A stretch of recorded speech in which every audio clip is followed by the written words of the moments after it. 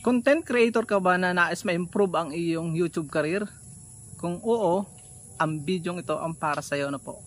Magandang buhay po sa lahat. Wala nang paligoy-ligoy. Pag-usapan natin yung 13 content na ayaw ng mga viewers. Marahil nagtataka po kayo, upload ka ng upload, walang nangyayari. Wala nang nanonood, iniiwanan ka na sa ere ng mga viewers. So, ayaw ko namang mangyari na masayang ang inyong pinagpaguran at yung 4 na taon ko pong karanasan ay isi-share ko sa inyo.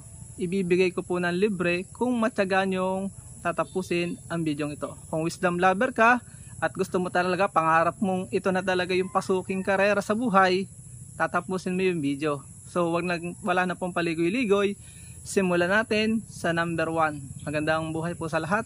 Bati lang po ako saglit ng Merry Christmas and a prosperous New Year sa lahat ng ating mga kawawan po. Ang number 1 po na ayaw ng mga content ng mga viewers ay yung tinatawag na napakahabang video. A long video.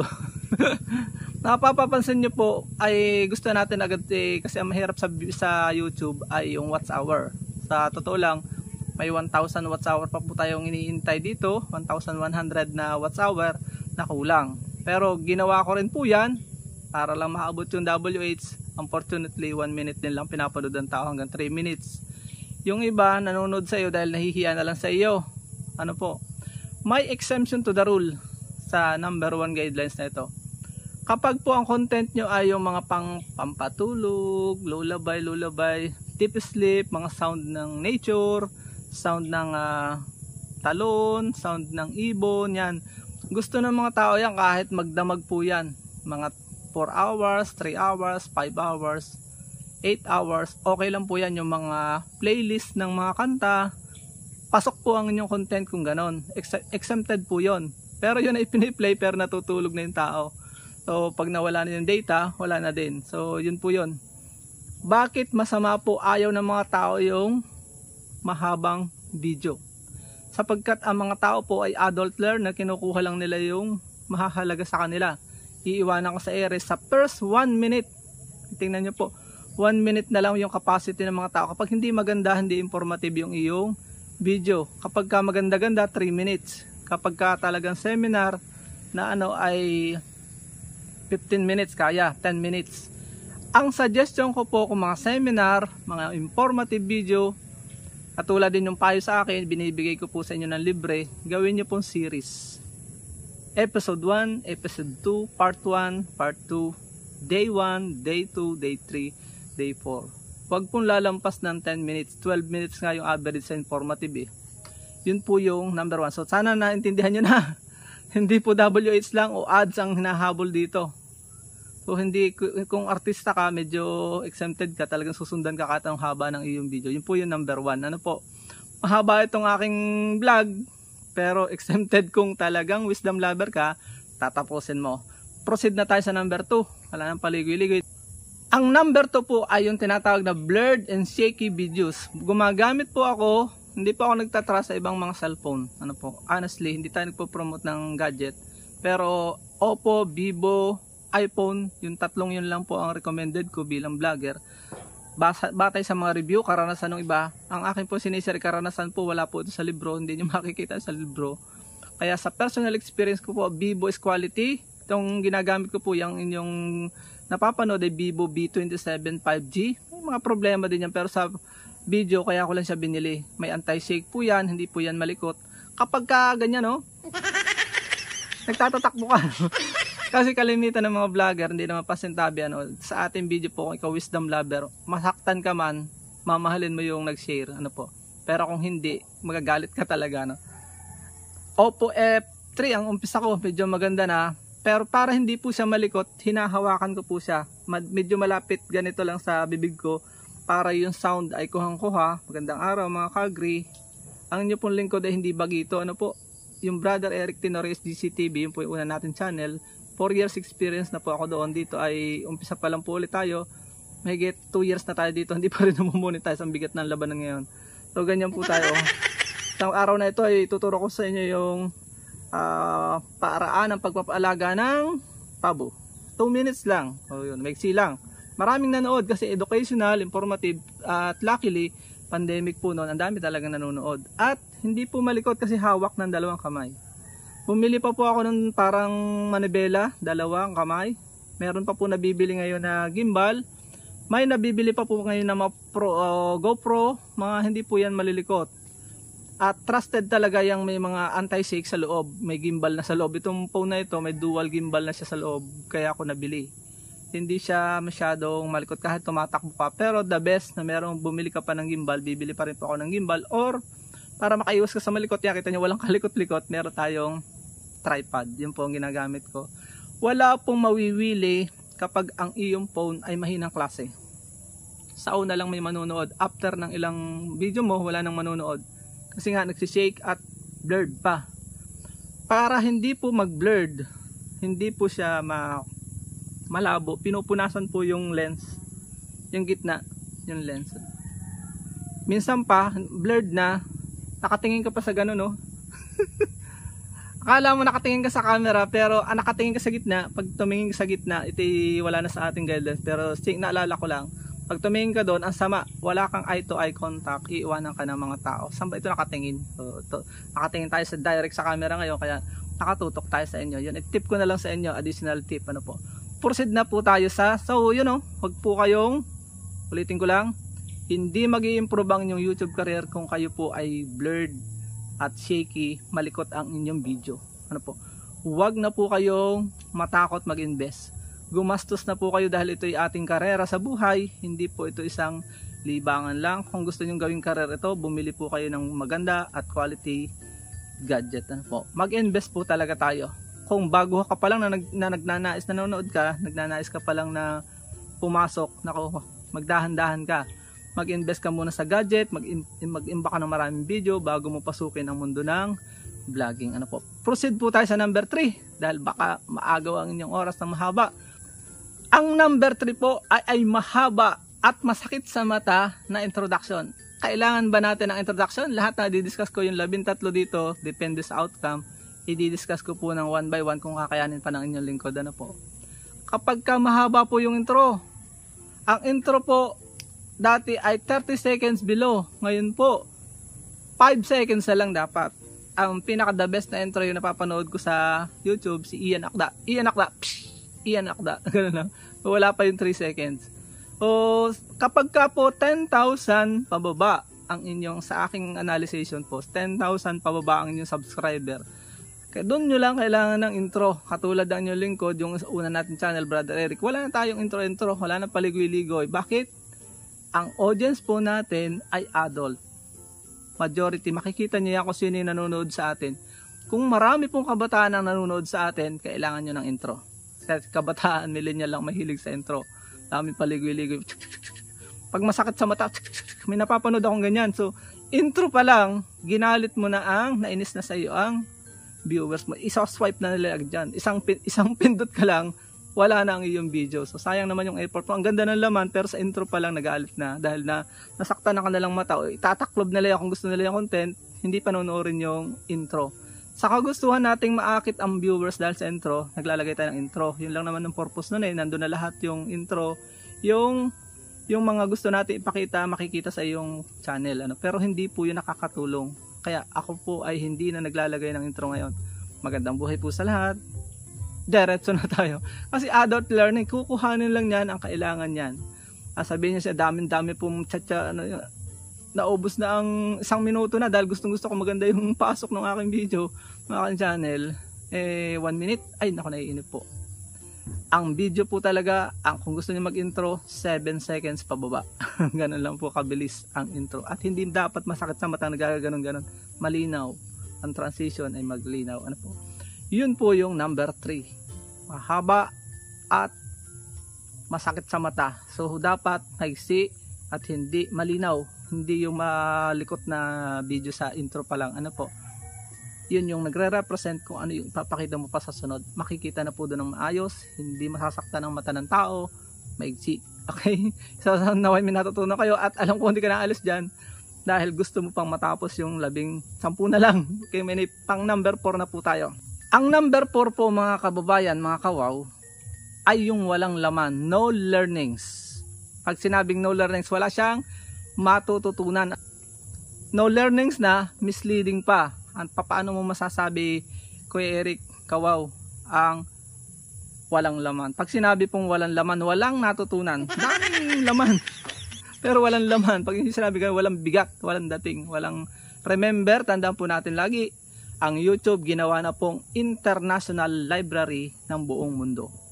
When we say library, nagre-research ang tao, sinayang mo yung oras, wala siyang natutunan, isang pindot ka lang, wala na, kasi wala siyang natutunan. Misleading pa, nakalagay sa title, wala doon sa laman. Ano po? Nililito natin ang tao, iba ang title, iba yung laman. Hindi natin, sa vlogging po kasi ay mag-concentrate po kayo, hindi sa pagbibideo na matagal, doon sa pag-i-edit. Ano po?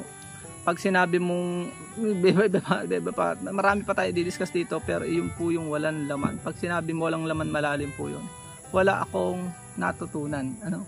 Maraming content na, wala lang, inaubos lang yung oras mo. Pag sinabing walang laman, halimbawa comedy, hindi natawa yung tao. So, ang sama nun, ano? Nagpatawa ka, walang natawa. Di ba?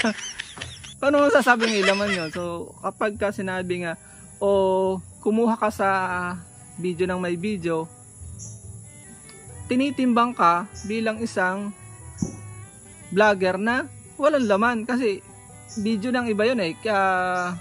Karanasan ng iba yun. Remember, kapag ka nag-vlog po kayo, may expertise na tinitingnan, inaabangan ng tao sa inyo. Kung nangunguha man kayo ng video sa iba, kung humihiram kayo ng mga experience sa iba, yung experience nyo pa rin ang tatanungin. Okay? Yun po yung number 4. Ano po?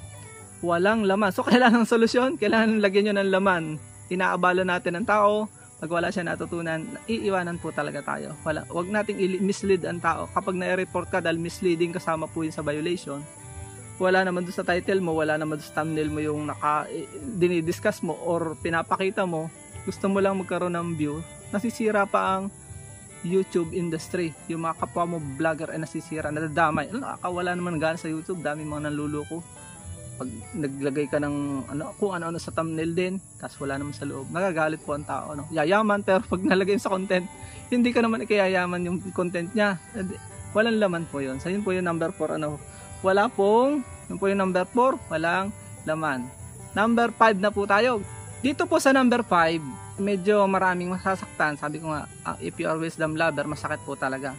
Pero kung wisdom lover ka, mamahalin mo ang inyong lingkod at yung kanyang ibinabahagi. Ang number 5 po yung personal vlog. When we say personal, iyo yun. So, family vlog, kasama po sa personal vlog. Kumain ka sa labas. May exemption to doon. Para maging kakit-akit ang iyong personal vlog, gawin mo siyang educational. Kakain po ako sa labas, papakita ko sa inyo yung pinakamasarap na kainan dito sa Oriental Mindoro. So, informative na po yon. Ito po yung pagkain ditong recipe. Humingi ka ng palintulot dun sa owner, malay mo, bigyan ka pa ng libreng tanghalian o discounted, di ba?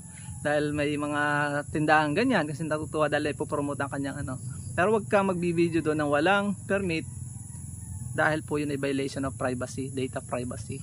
Masasabi ka kahit doon sa mga waiter doon, paalam ka. So ganun po yung personal vlog. Pupunta ka sa ganito, mamamasyal ako sa ukay-ukay, ganyan, pakita mo yung mga murang ukayan. So yun.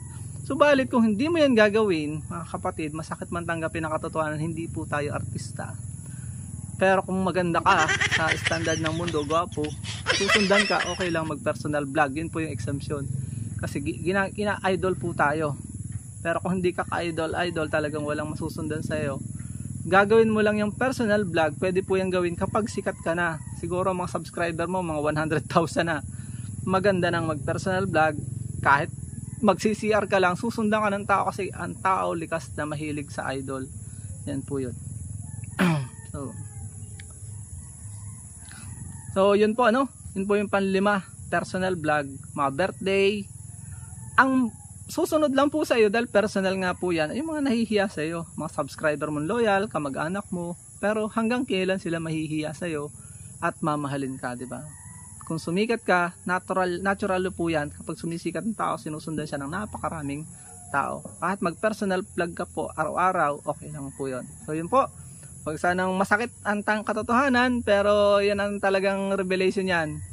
ang walang nanonood sa mga personal vlog. Mga artista lang po at mga sikat na talagang vlogger ang sinusundan ng mga personal vlog na walang education na makukuha.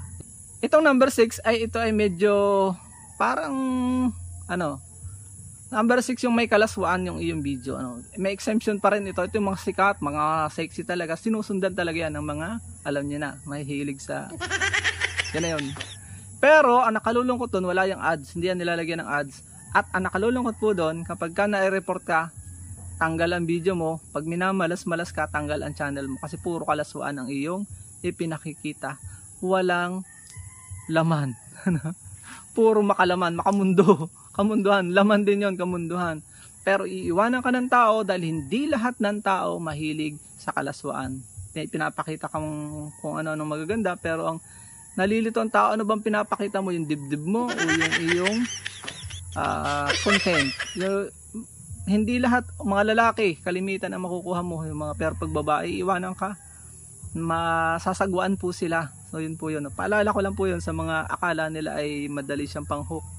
Yes, sa una, makakakuha ka mga subscriber, makikilala ka. Subalit iiwan ka sa dulos dahil hindi lahat ng tao ay mahilig sa kalaswaan. Ang pampito po ay yung mga nakaw na video, stolen video. Ito yung unoriginal content, hindi iyo kinuha mo. May exemption pa rin dyan, yung mga boxing. Pero ang tanong, hanggang kailan ka makakakuha ng boxing video? Pagka may boxing lang. At nilalagyan mo yan ng commentary. So, ang impression pa rin nun sa taong matatalino na nanonood, hindi yun iyo. Pero kung nag-comment ka, may privacy naman tayo sa YouTube na po pwede yun, may guidelines na ganun, na for fair use, lalagyan mo pa siya ng, na nakakapagod, lalagyan mo pang no infringement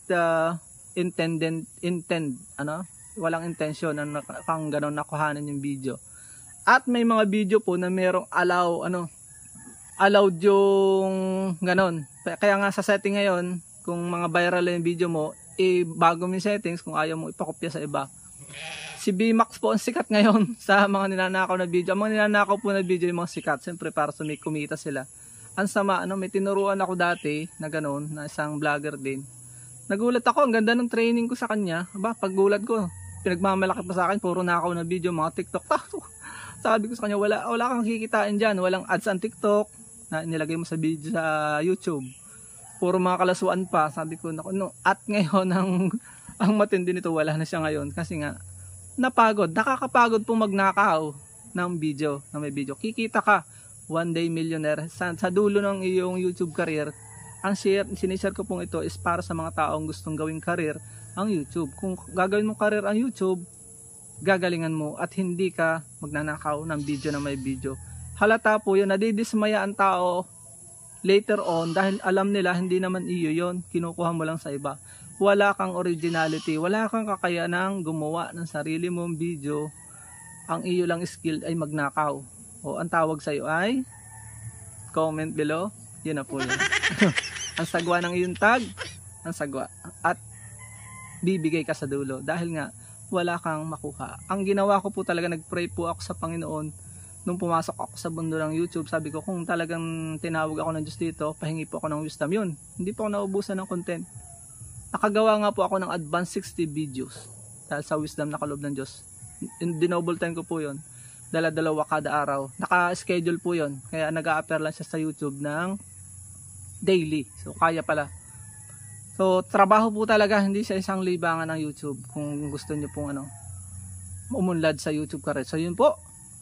Bawal magnakaw. Maari, wag magnakaw talaga para hindi ka na sumabit. Pagka na-report ang iyong channel, tanggal ang iyong channel. Pwede ka i-demanda nung ninakawan mo.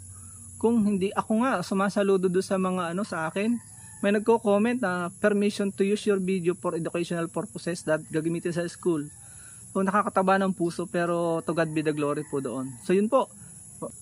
Para hindi po ako mapahaba, ay tapusin na po natin. Ang pangwalo po ay yung nagmumura o foul words. Bawal po yan actually sa YouTube, pero hanggat wala nagre-report, mapapansin nyo may mga channel na sikat, ang gagaling magmura.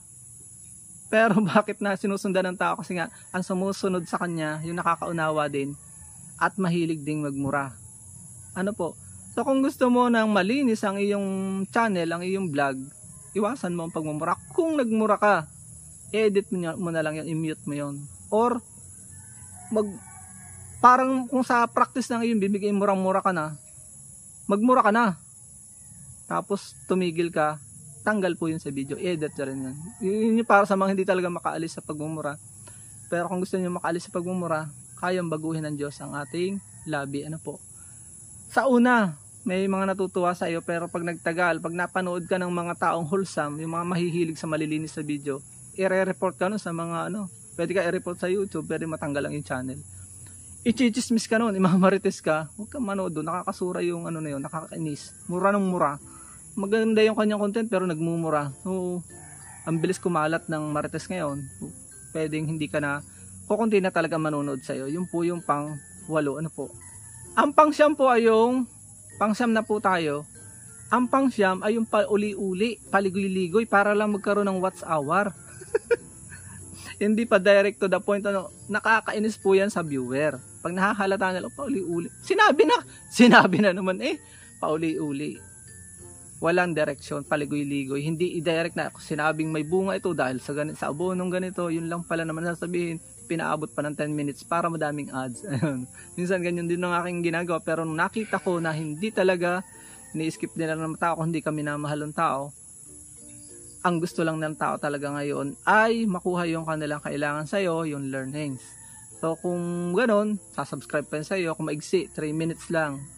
3 minutes. Yun po yung kailangan. Direct to the point, sabihin na natin ang gusto natin sabihin. Dahil ang tao ngayon ay, ako nga ay 5 minutes na lang yung 5 seconds na lang yung video ko. Imagine may nag-comment pa. Sabi ko, na-boring daw siya. 5 seconds, grabe. Isa lang naman tao yun. Kaya doon ako kumikita ngayon sa 5 seconds video dahil nga nakikita ko naiinip ng tao. Walang paligoy-ligoy. Ginaganong-ganong ko lang. 5 seconds, may kita din. Kahit maliit. Kaysa doon sa habang-haba, pinaghirapan ko na wala namang nanonood. So yun po yun, pang-9. Paligoy-ligoy. Direct to the point po natin. Pang-10 na po tayo. Ang pang-10 ay yung maraming dull moments. Ito yung ano nga yun? Nakalimutan ko. Sino nga yun? Kunwari para may mag-comment below. Nakalimutan ko yata. Kamot dito, kamot doon. Sinero sisip-sip pa kung ano-ano. Dull moment po ang tawag doon. Sandali. Nakaganyang matagal. Yun. Dull moment. Naiinip ang tao. I-skip ka. Ang ginagawa po doon is nagpo-pause. Kung napapawisan ka, sinama mo pa sa ang tagal mong nagpunas, nagretouch, dull moment po yon. Nagagalit ang tao doon. Gusto talaga, nagmamadali nga ang mga tao ngayon Nagmamadali ang mundo natin. Kailangan po ready ka sa editing. Kung mahaba, kung nahihirapan ka na magsalita, iinom ka ng tubig, uminom ka. Pero sa editing, ikat mo yun. Pag sinama mo pa yun doon sa iyong video, dull moment po yun. Ayaw ng tao, gusto ng tao ay action. Nagmamadali nga po yan Yun po yung dull moment. Pag sinabi pang dull moment, ito ay nagdadagdag para maging boring yung ating video. Hindi tatapusin. Ganun lang, isang ganun lang, tanggal lang yung video. So sayang naman ang effort mo. Yun po yung pang-10. Pang-11 na po tayo. 3 na lang, tapusin mo na para ikaw ay matuto. Pang-11 po ay yung tinatawag na clickbait. Ito yung kalimitan yun. Naglalagay ng sexy thumbnail. Pag click mo, kung saan porn site ka dadalhin, nire-report po yun para matanggal. Yayaman ka, click this video, clickbait ang tawag doon. Naglagay nakahukay ng ginto ang thumbnail, yung ganyan. Pero at the end ay wala namang ginto, clickbait. Sabihin, nalin lang ka dahil sa ganda ng thumbnail. At nahirati ka, maraming pera, kalimitan gano'n. Kikita ka sa loob, magbebenta lang pala siya ng produkto. Naloko ka, clickbait. Iwasan po natin yan. Din po yung pang number 11. Yan ay talagang iniiwasan ng mga tao kung nabibiktima lang yan ay yung mga baguhan sa panonood sa YouTube. At tuloy na dadama yung mga malilinis na video, informative video. Nakakalungkot So wag naman, tigilan naman natin yung pang-clickbait. Kaya lang, talagang modus ng mga tao yan ngayon Walang hanap buhay, gusto yung madali ang pera. So yun po yung mga sindikatong nakakapasok at na-delete din naman ang kanilang mga channel later on. Ang pang-12 po yung annoying sound effects. Sa kagustuhan lang na annoying, nakaka-distract. Sa kagustuhan lang na maging entertaining yung video ay naglalagay ng sound effect, na-copyright pa kalalagay. So ako po hindi na naglalagay ngayon. Ito yung mga bata na lang. Dati meron akong sumikat na konti, yung Duko versus Longko, may batang natawa. Sabi ng mga tao, tanggalin mo yan. Paano kung matatanggal yun, uploaded yung video, diba? So kung maganda sa atin, annoying sa iba, mas maganda po ang walang sound effect. Kung boring sa kanila, okay lang yun, wala ka namang copyright. Hindi naging boring ang yung video dahil sariling adika. Ganun talaga ang original pagbablog, walang sound effect nung araw. So yun po. Remember lagi, adult ang ating mga viewer. Kung mga kabataan, sabi ko nga kanina, kung kabataan ang iyong viewers, yun, go. Lagyan mo ng mga sound na medyo nakakatawa. Kung paano yung video mo, talagang may sound effect po yan. Pero kung hindi bagay, para lang magkaroon ng akala mo hindi mabuboring ang tao, lalong magagalit po ang tao, iiwanan ka. So, mas the best po ay hindi bagay yung nilalagay na sound effect. The best, wag ka nang maglagay. Katulad ng ginagawa ko. Salamat lang, ganun. Pasalamat ka sa nanonood. Bye-bye and God bless. Ganun lang. So, yun po yung pang-12. Pang-13 po yung walang mission video. Ayaw ng mga tao, kahit ang gaganda ng iyong mga video, ba't simulang nanonood sa akin?